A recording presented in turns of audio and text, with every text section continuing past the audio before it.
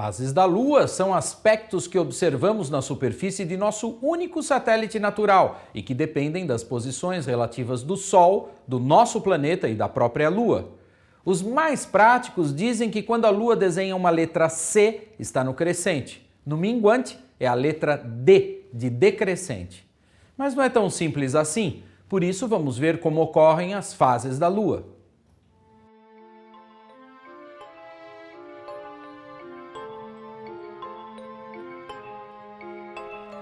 Há uma região da órbita lunar em torno da Terra onde praticamente nenhuma parte da luz solar é refletida de nosso satélite para o nosso planeta. A Lua está direcionada para os lados do Sol e por isso mesmo permanece tecnicamente invisível. Essa é a fase que chamamos de nova.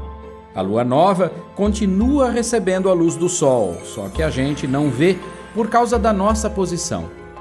Rigorosamente, isso corresponde a um instante e uma posição no movimento da Lua.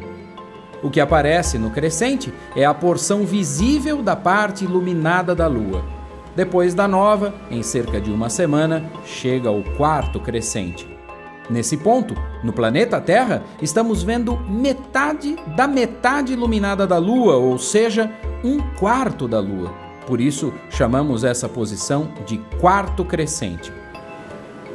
Depois de uma semana, mais ou menos, a Lua está oposta ao Sol em relação ao observador aqui da Terra.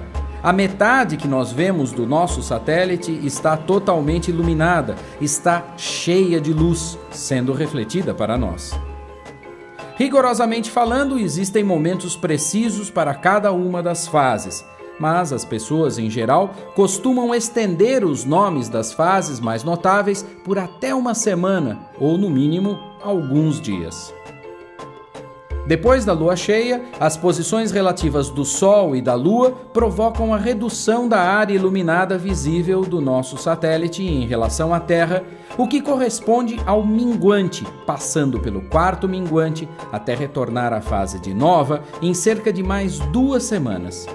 Todo o período demora perto de 29 dias e meio. Pensando nos horários em que vemos a Lua no céu, podemos tomar como referência o pôr do Sol. Perto da fase de nova, a Lua estará na direção do Sol. Isso significa que quando o Sol se puser, a Lua estará na mesma direção dele, nos primeiros dias desse ciclo. Quando a Lua estiver no crescente, ainda estará relativamente próxima do Sol. Na medida em que os dias passarem, o Sol vai se pôr e a Lua aparecerá cada vez mais alta no céu. Isso ocorre devido ao seu movimento próprio na direção oposta ao movimento aparente de todo o céu. Na lua cheia, ela nasce quase no pôr do Sol e passa praticamente toda a noite brilhando. Na sequência desse movimento, a Lua segue nascendo cada vez mais tarde, até que chega a passar o dia todo no céu. Ela brilha o suficiente para ser visível contra o céu azul do dia.